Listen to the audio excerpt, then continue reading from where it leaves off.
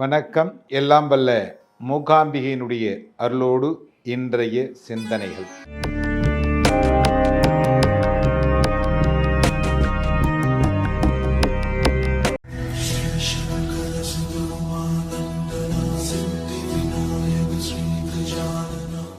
நமச்சிவாய வாழ்க, நாதன் தாள் வாழ்க.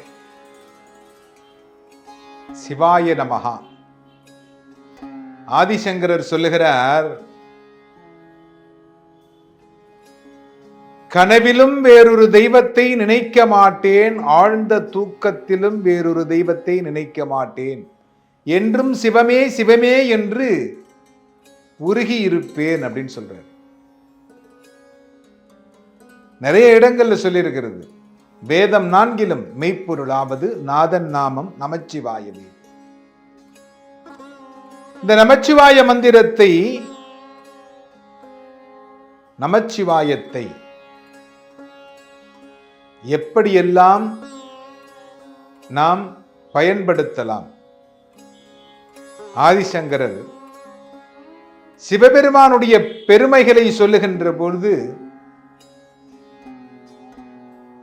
சிவனை மீறிய தெய்வம் இல்லை என்கிறார். சிவனுக்கு ஈடான தெய்வம் இல்லை என்கிறார் தாயுமானவர். ஏன்னா சிவோகம் சிவோகம் சிவோகம் இது அப்படின்னு சொல்றாங்க. நமச்சிவாயம், இந்த சிவாய நமஹா அப்படிங்கிறதுனால உங்களுடைய பாவங்கள் தொலைகிறது. அது என்னப்பா, சிவாய நமஹான்னு சொன்னா பாவம் போயிடுமா?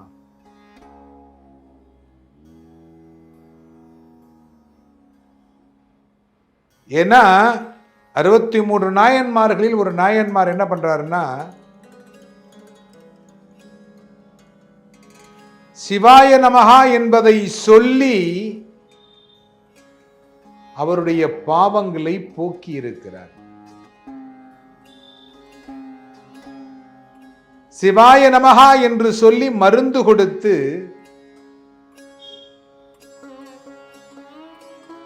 அந்த மருந்தினால் அவர் உயிர் பெற்றிருக்கிறார். இன்னைக்கு நிறைய கடவுள்களை நீங்கள் வழிபாடு செய்கிறீர்கள். சித்தர்கள்ங்கிறீங்க, ஊருக்கு ஒரு சித்தர் இருக்காங்க, எல்லாரையும் வழிபாடு செய்றீங்க. சித்தருக்கெல்லாம் தலைவனாக விளங்கக்கூடியவன் இந்த சிவபெருமான். உங்களுடைய சிந்தை தெளிந்து சிவமயம் என்கின்ற நாமம் ஒலிக்கின்ற பொழுது அருளாட்சி செய்வதற்காக வரக்கூடியவன் இந்த சிவபெருமான். ஆதி காலத்திலிருந்து இந்த சிவபெருமானுடைய வழிபாடு என்பது நம்முடைய முன்னோர்கள் தொன்று தொட்டு வந்த வழிபாடு. இடையில் வந்தவர்கள் நிறைய தெய்வங்களை சொருகி இருப்பார்கள். ஆனாலும் இந்த சிவபெருமான் என்கின்ற வழிபாடு மட்டும் மீண்டும் மீண்டும் எங்கே தோன்றினாலும், எந்த புத்தகத்தை எடுத்து படித்தாலும் அதிலும் இந்த நமச்சிவாய மந்திரமும் சிவரூபமும் நமக்கு கிடைக்கிறது. ஏன் அப்படின்னா, உலகத்தில் நீங்கள் எங்கு சென்றாலும் இந்த பாரத தேசம் அப்படிங்கிறதுல வந்து பிறந்து விட்டால் மறுபிறவி கிடையாது. ஏன்னா தேவர்கள் எல்லாமே இந்த பாரத தேசத்தில் பிறக்க வேண்டும், மறுபிறவி இல்லாமல் இந்த பிறவி கடலில் நீந்தாமல் இறைவனுடைய பாதத்தில் சரணாகதி அடைய வேண்டும்.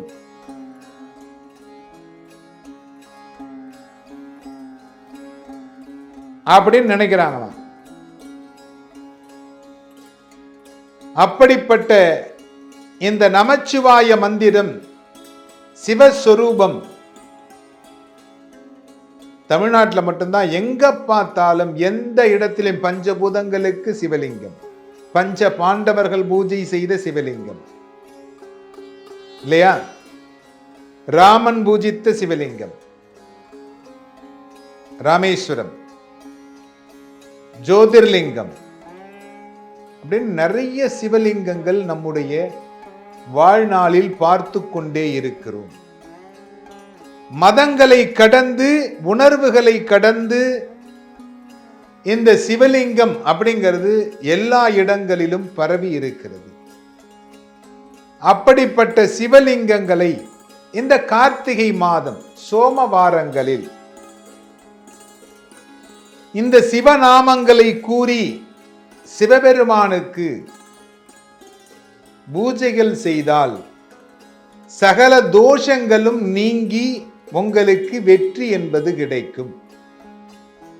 சோமவாரம் என்பது கார்த்திகை மாதத்தில் வரக்கூடிய திங்கட்கிழமைகள். எல்லா திங்கட்கிழமையும் சோமவாரம் தான். இந்த கார்த்திகை மாதம் வரக்கூடிய திங்கட்கிழமை மட்டும் ரொம்ப விசேஷமான திங்கட்கிழமை. இந்த நாட்களில் நீங்கள் சிவபெருமானை வழிபாடு செய்யுங்கள். பெருமை உடைய மாதமாக அடுத்த மாதம் மார்கழி மாதம் வருகிறது. அதில் வரக்கூடிய ஆருத்ரா திருவாதிரை மிக முக்கியமான நாளாக கருதப்படுகிறது. இந்த நாட்களிலும் சிவபெருமானை வழிபாடு செய்யுங்கள். அப்படி செய்தால் நீங்களும் உங்களுடைய குடும்பமும் சந்தோஷமாக இருக்கும். எல்லோரும் என்பொற்றிருக்க சுவாமிநாத சுவாமியை பிரார்த்தனை செய்கிறேன்.